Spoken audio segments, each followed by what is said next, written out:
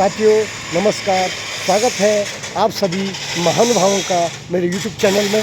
तो साथियों आज मैं आया हूँ कुंतोवाला में व्यास अनिल नौटियाल जी, जहाँ एक भागवत श्रवण भागवत का सुंदर आनंद।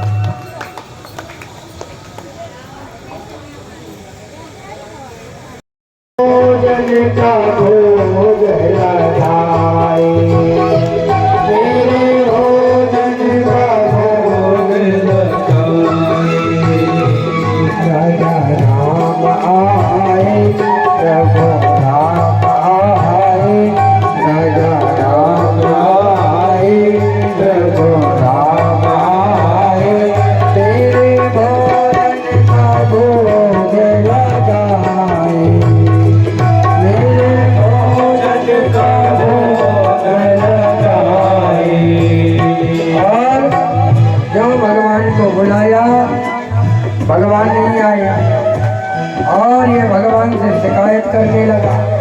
हे प्रभु, आप सोच रहे होंगे कि मंदिर में तो 56 प्रकार के भोग लगते हैं और इसमें तो रूखी सूखी रोटी बनाई है, तो आज रूखी सूखी रोटी में गुजारा करना पड़ेगा। हे प्रभु, मेरे यहाँ आपकी सेवा करने के लिए कुछ नहीं है। आचमनी और अर्घन आरती आई मेहमानी, आचमनी और अर्घन आरती आई मेहमानी। रूखी रोटी खाओ प्यार से, पियो नदी का पानी।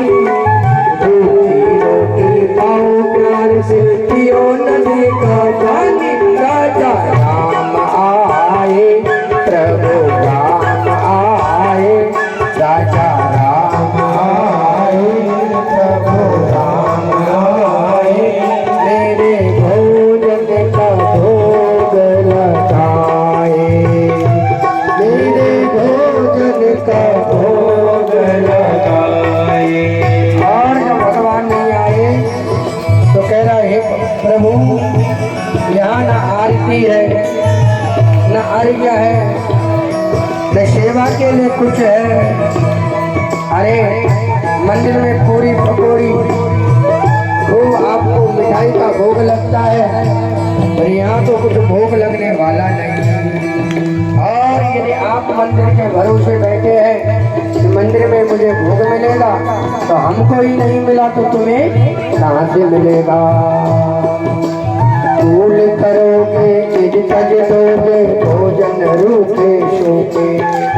भूल करोगे निज तज दोगे, भोजन रूखे सूखे। भूल करोगे निज तज दोगे, भोजन रूखे सूखे। भूल करोगे निज तज दोगे, भोजन रूखे सूखे।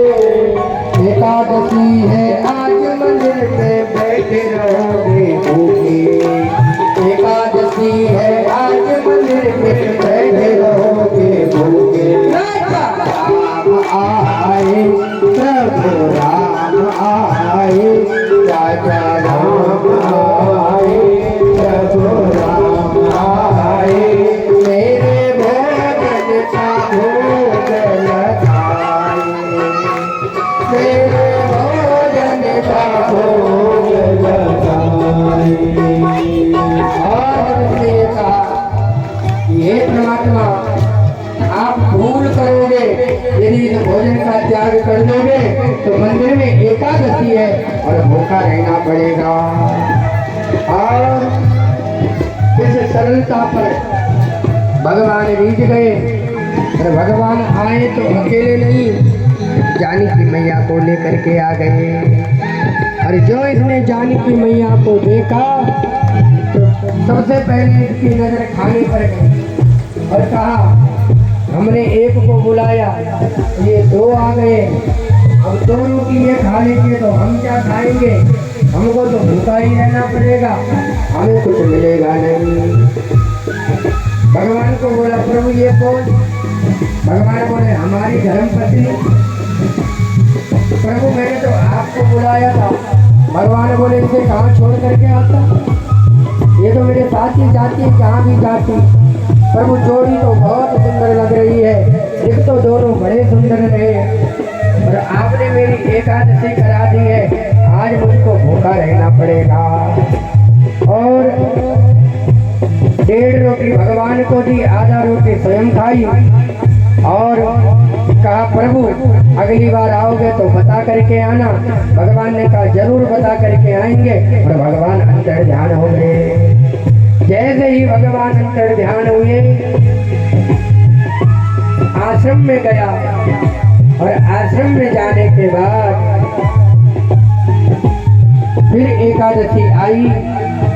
गुरुजी के पास गया, गुरुजी खाना नहीं मिलेगा। गुरुजी बोले नहीं आज एकादशी है। गुरुजी ने कहा नदी किनारे बना लो और गुरुजी से आटा तेल इत्यादि लिया और नदी किनारे जाकर के भोजन बनाने लगा। और अब की बार 3 रोटी बनाई। कितनी रोटी बनाई? 3 रोटी। और सोचा 2 वो आएंगे, 1 रोटी मैं खाऊंगा। खूब मोटी मोटी रोटी बनाई और भगवान को बुलाने लगा।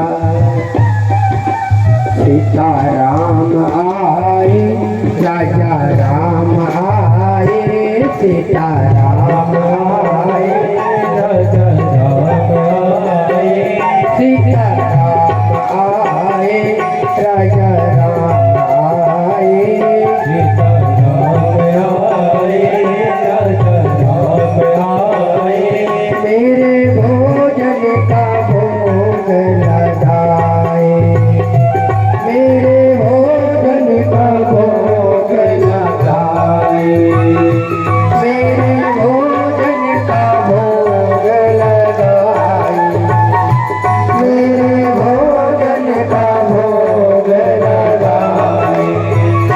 और जैसे ही आज भगवान को पुकारा तो भगवान प्रकट हो गए।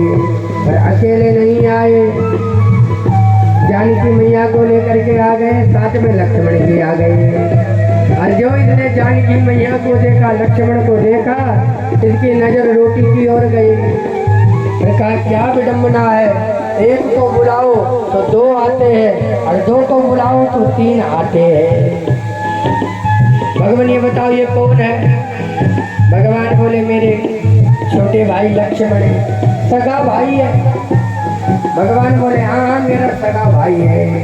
भगवान लग तो बड़े सुंदर रहे, पर बता करके क्यों नहीं आते हो? और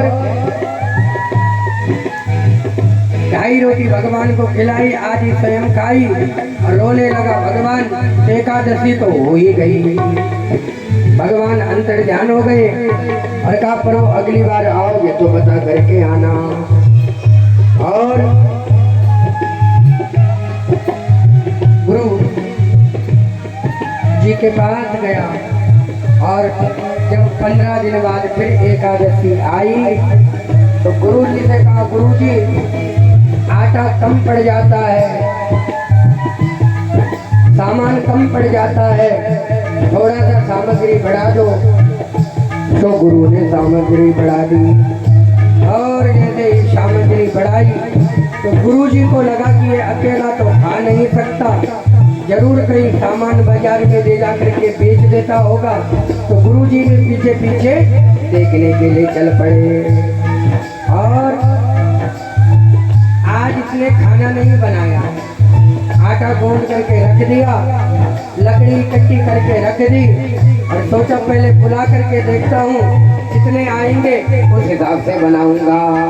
और भगवान को पुकारने लगे, राजा राम आए, सीता राम आए, राजा राम आए, सीता राम आए, मेरे भोजन का भोग लगाए, मेरे भोजन का भोग लगाए, मेरे भोजन का भोग लगाए, मेरे भोजन का भोग लगाए। और जैसे ही भगवान को पुकारा, बिल में भक्त ने तेरी करुण पुकार, बिल में भक्त ने तेरी करुण पुकार, तो क्षण भर में प्रकट हुआ दिव्य राम दरबार, तो क्षण भर में प्रकट हुआ दिव्य राम दरबार, तो क्षण भर में प्रकट हुआ दिव्य राम दरबार, दिव्य राम दरबार, दिव्य राम दरबार, दिव्य राम दरबार। और ये नहीं बन एक मिट्टी की इमारत, एक मिट्टी का मकान, मिट्टी का मकान बनाया। ये शरीर भी तो मिट्टी है, ये शरीर भी तो राख है। अच्छा, भगवान ने शरीर कैसे बनाया? खून का धारा बनाया, खून का धारा बनाया, ईंट जिसमें हड्डियां, चंद सांसों पर खड़ा है, ये ख्याल है आसमां। बड़ी बड़ी उम्मीदें लेकर के इंसान चलता है, फिर सांसों का कोई भरोसा नहीं है प्यारे, इन प्राणों का कोई भरोसा नहीं। खून का तारा बनाया, ईंट जिसमें हड्डियां, चंद सांसों पर खड़ा है, ये ख्याले आसमां। मौत की पुरजोर आंधी इससे जब टकराएगी, देख लेना या इमारत टूट कर गिर जाएगी। एक दिन टूट करके बिखर करके शरीर समाप्त हो जाएगा। इसलिए मेरे भाई बहन अहंकार मत करना। मैना ने कहा, मैना ने क्या कहा? मैं नहीं हूँ, भगवान तू ही है। मैना ने कहा, गाहक लागे पीश, बकरे ने मैं कहा, तुरंत कटारो शीश। धन का, वस्त्र का, पद का, संपत्ति का, सत्ता का, ये सारा अनुमान जरा का जरा रह जाता है जब इस शरीर से प्राण निकल जाते हैं। इसलिए मेरे भाई हर घड़ी भगवान का चिंतन करो, भगवान को याद करो। माताओं का जो हृदय होता है बड़ा उदार हृदय होता है। माताओं ने जब ग्वाल वालों को आते हुए देखा तो उनका स्वागत किया। स्वागतम ओ महाभागा, आस्ताम करवाति मां, यन्नोति दृक्ष्या प्राप्त उपन्नेतम हीवा। और स्वागत करके बुलाया। आज जब स्वागत करके बुलाया तो अपनी गोदी में ग्वाल वालों को बिठाया, दसों माताओं को भोजन कराने लगी। भगवान गदगद हो गए। जब भगवान गदगद हो गए तो भगवान को लगा गोपियों के मनोरथों को पूर्ण करना है, गोपियों की इच्छाओं को पूर्ण करना है। और गोपियों की इच्छा को पूर्ण करने के लिए भगवान ने क्या किया? रास लीला रचाई, प्रेम की चर्चा को सुखदेव ने आगे बढ़ाया। भगवान ने ब्रजवासियों को वैकुंठ का दर्शन कराया। एकादशी व्रत करके नंद बाबा यमुना में स्नान करने गए तो वरुण लोक में जाकर अपने बाबा को छुड़ाया और अब सुखदेव जी रात पंचाध्याय को प्रारंभ कर रहे हैं। और जब रात पंचाध्याय को प्रारंभ करने लगे तो भगवान को याद किया, परमात्मा को याद किया और भगवान को याद करके रासलीला में प्रवेश करने लगे। बड़े ध्यान से प्रथम सुमरि भागवत भक्त भगवत वाणी,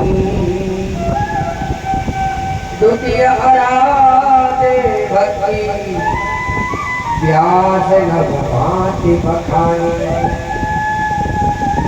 तृतीय करे गुरु समझी दक्ष सर्वत्र ऋषिलो, चौथे होय विरक्त वसे बनराजवती लो, पांच भूले दे तब छठे भावना रास की, सातवें पावेरी तीरथ श्री स्वामी हरिनाम।